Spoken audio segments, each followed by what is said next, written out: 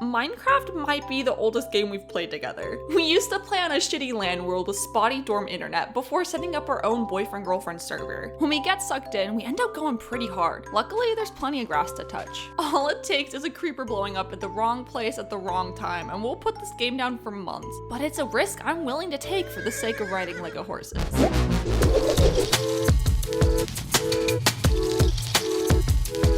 Every Minecraft world we play always ends up becoming a bizarre amalgamation of shower ideas and our Minecraft Pinterest board. I'll be lying awake at 3 AM thinking of ways to use quartz blocks before asking myself if maybe I have a problem. This is the game of random 100-hour-long projects and ideas that you do just cause you can. Like, you know that giant thingy you fight the dragon on? We made it blue. It started with the notion of, hey, wouldn't it be funny if there was a blue desert in this game? And then next thing you know, we're going out every weekend with an efficiency 5 shovel to collect sand and gravel while we binge watch every episode of Parks and Rec for the 4th or 5th time. Also, we can look at it and be like, yeah, that's what a blue desert would look like. Now what about a purple one? Call it karma, fate, or just plain dumb luck. But of course, 3 of my favorite blocks to build with are found in a fiery red hellscape where everything wants to kill you. This place and I do not mix. You could just walk. I'm not taking any chances. Which meant my boyfriend had pretty much 2 options. Continue crafting me a brand new set of tools and armor every time I inevitably fell into a pit of lava and died. Or alternatively, he could go into the Nether and farm me a metric shitload of quartz, warped wood, and glowstone. For the sake of his sanity and our castle, sacrifices must be made. Hi! Delivery. Don't feel bad for him. Gathering is kind of what he's good at. When it comes to collecting resources, I just don't understand how he does it. It seems like we'll both go down separate veins at our strip mine, and when we come back, he's got like 10 times as much stuff as I do. I cannot figure out how he does it. Why am I so inefficient? I don't know the first thing about enchanting, and I blame the fact that I can't manage to hold on to 30 levels for the life of me. Full damage is the real villain here. Why? You have gliding powers, remember? Okay. That works too. I don't need much more than Silk Touch for when I like to build, so I let him set up his weird fucked up slave trade and crank out that protection 4 armor so I can wear it all guilt-free. It wasn't me.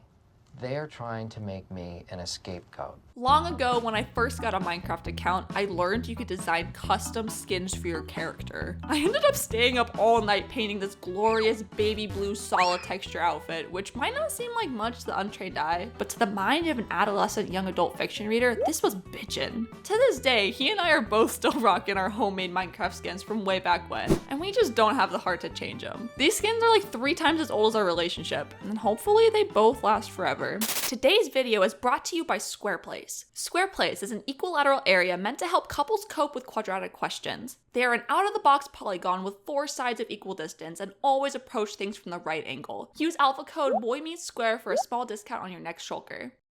When I leave it on an adventure, there's a 66% chance I won't be coming back the way I came. It's usually certain death when I leave the confines of our base, but I'm not going out there to die. I'm going to see if I'm really alive. Occasionally I'll stumble into something really cool and need to call on my boyfriend to Uber me out. Only then will I find out I've been walking in circles just outside our perimeter. Well, April is right here, and I am down here somewhere. We both have to sleep at night in order to make it day. I don't know why it took me so long to figure this out, but for whatever reason, I only have like 1 bed that I use at a time. Everyone else sets up a bed wherever they're working so they can just hop in when the sun goes down, but I'm always that one person that everyone has to wait for who walks clear across the map to get in bed. Waiting on P. Terry. One thing that kind of caught me off guard was apparently there's bosses in this game. For all the years I've been playing Minecraft, I've been pretty content building little log cabins and not leaving the safety of the reef. So it was news to me when I found out you could go into hell and fight a dragon. You'd think someone would have mentioned it before we got to the portal, and I remembered I forgot my bow. Taryn just got an achievement for hitting me with an arrow. I've never been all too good at combat in this game. If I wasn't living in constant fear of baby zombies, I'd probably forget this was a survival game and not just a building game.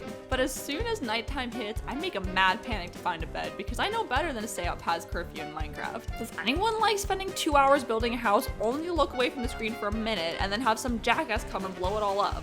Ah! This is the worst. If you look at my builds, you might think I have a really bad creeper explosion track record, but the reality is they're all just half built. I have a bad habit of starting a million projects and then getting distracted and not finishing any of them. He's able to just sit in one spot and build something beautiful from start to finish, and honestly, I just don't know how he does it. I'll try, but then I run out of wood, and while I'm chopping trees, I find a dog, and then I want to build him a home, but then I need to get some stone, and then I find a cave, and now I'm dead and have like 3 different fires to put out. I can never just stick to one thing.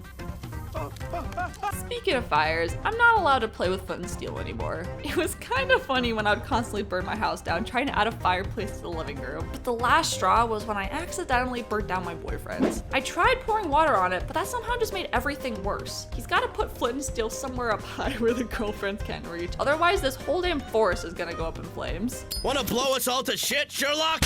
I make it a point to have a minimum of like 5 things follow me at once. It's a huge pain for my boyfriend because I got a horrible habit of walking in front of him while he's mining, and my doggos aren't set to stun. Ouch. I treat all my animals with love and build them large open pastures to graze in. The only problem is I get so attached to them that I can't bring myself to kill them. So many things that I want to craft require leather though. I could resort to getting leather for my boyfriend, but that would be in support of factory farming, so I guess we gotta make the tough decisions. I'm sorry! I'm really bad about losing all my stuff, and I'm not just talking about dying. I'll literally be standing around and suddenly realize my pickaxe has gone missing. The Q key strikes again. I'll look around, but eventually reality sets in, and I realize I haven't seen my pick in hours. Oh no, I lost my pen. You can borrow mine. Thanks. I lost something once. I lost something I couldn't live without. In most games, I'd be pretty upset about it, but in Minecraft, things are so easily replaced, it's not too hard to just laugh it off. I take comfort in knowing that even after hundreds of hours of mining and building, I'm not the only one who falls into lava and loses everything. He always warns me not to dig straight down. Maybe he should try taking his own advice. Ow!